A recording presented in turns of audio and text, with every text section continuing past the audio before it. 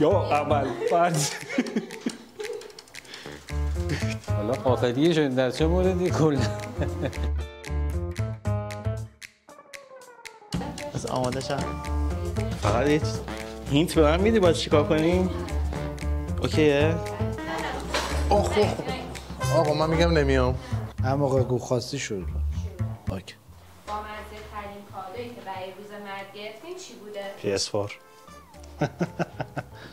هم با مزه، هم جذاب، هم سورپرایز. مازراتی پلاستیکی بوده.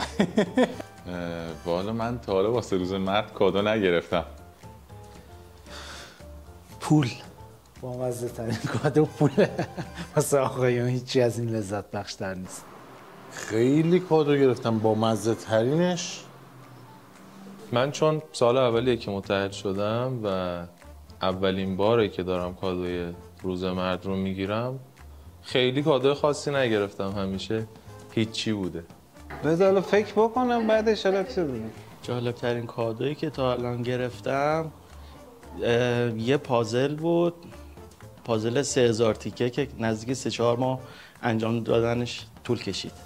آقا کات کنی از اول.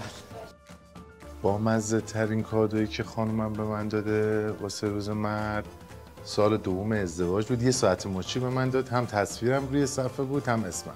چه نقاشی بود که مثلا دخترم کشیده بود، مثلا واسم جذاب بود. البته خب چیز خاصی نبود ولی خط خطی بود بیشتر از جذاب. جاسویچی که عکس اسکلت روش بود دیگه، تنها چیزی که میتونستم بگیرم.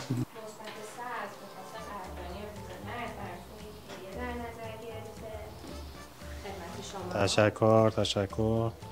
مثبت سبز همیشه سورپرایز کرده ما رو واقعا. بازش کنم. شاید من بخوام سورپرایز شم.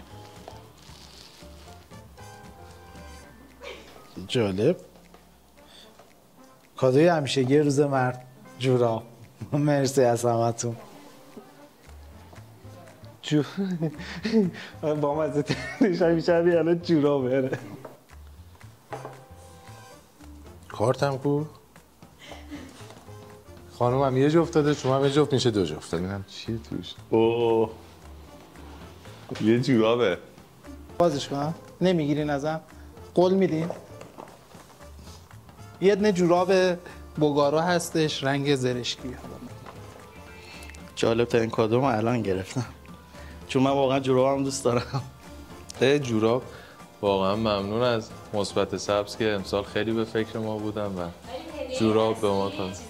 دست شما درد نکنه. ممنونم، لطف کردین. ممنونم. خیلی لطف کردید. ممنون. بازم مثل همیشه تو مناسبت‌ها. دست شما درد نکنه، زحمت کشیدین. ممنون از زحمات شما و ممنون از مثبت سبز عزیز.